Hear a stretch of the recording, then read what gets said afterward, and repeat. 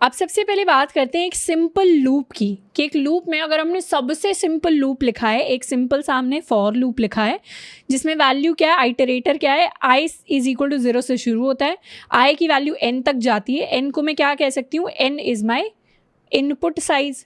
हो सकता है ये एरे की लेंथ हो सकता है ये मेरे स्ट्रिंग की लेंथ हो या कोई और इनपुट हो, और हर बार क्या हो रहा है, आई हो रहा है प्लस प्लस। तो सबसे सिंपल लूप जो मैं लिख सकती थी। अब इस लूप के अंदर कुछ कांस्टेंट काम हो रहा है। हो सकता है कि ये लूप कुछ ऐसा दिखता हो, फॉर लूप के अंदर सारी कंडीशंस, और इसका कांस्टेंट काम क्या हो, इसका कांस्टेंट काम हो to print value of i या फिर to print value of n। ये क्या है, ये मेरा कांस्टेंट काम है।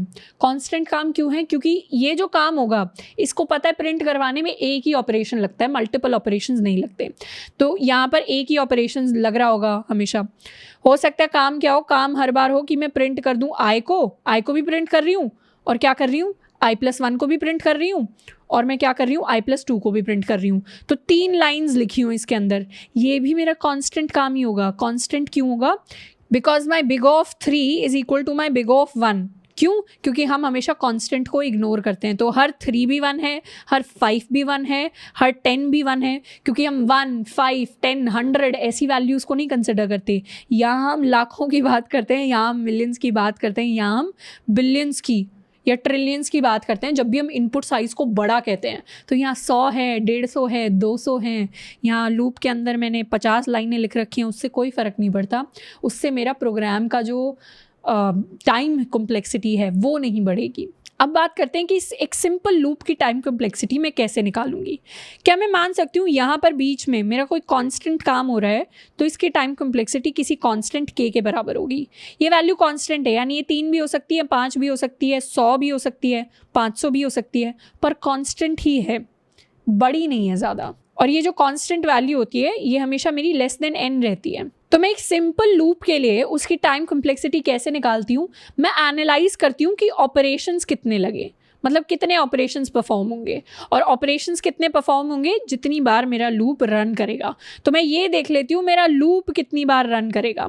ये लूप कहाँ से कहाँ तक रन करेगा, ये सबसे पहले रन करेगा for i is equal to 0। i is equal to 0 के लिए k ऑपरेशंस परफॉर्म हो जाएंगे। फिर इस i की वैल्यू अपडेट होकर 1 हो जाएगी। i की वैल्यू 0 थी, उसने कुछ कांस्टेंट काम किया, फिर i की वैल्यू यहाँ पे अपडेट हो गई। अब i की वैल्यू अपडेट हो गई तो दोबारा से कांस्टेंट काम करना पड़ेगा, तो दोबारा से k काम करना पड़ेगा, फिर दोबारा अपडेट होकर i 2 हो जाएगा, दोबारा से k काम, i की वैल्यू फिर 3 हो जाएगी, दोबारा से k काम। ऐसे ऐसे होते होते एक पॉइंट आएगा जब मेरे i की वैल्यू n के बराबर हो जाएगी, n-1 के बराबर हो जाएगी। ये मेरा लास्ट लूप का रन होगा। तो इस केस में भी k काम करना पड़ेगा, फिर i की वैल्यू n हो जाएगी और हम लूप से कर जाएंगे ब्रेक।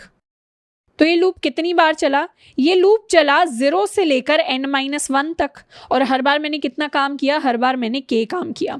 तो अगर एक बार लूप रन करता है तो k काम होता है, 2 बार रन करता है तो 2k काम होता है, 3 बार रन करता है तो 3k काम होता है, 4 बार रन करता है तो 4k काम होता है। तो मेरा कितना काम हुआ, मेरा जो काम हुआ that is equal to n multiplied by k।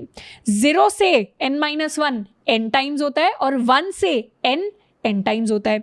तो ये लूप मेरा 0 से चाहे n-1 जाता है, चाहे 1 से n जाता है, दोनों का मतलब सेम ही है।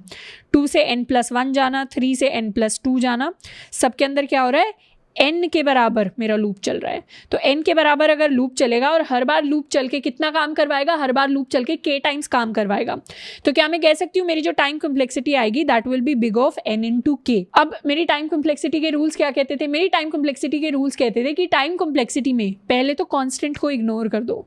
तो क्या होगा, कांस्टेंट को इग्नोर करके आएगा बिग ऑफ n, क्योंकि k मेरा कांस्टेंट है।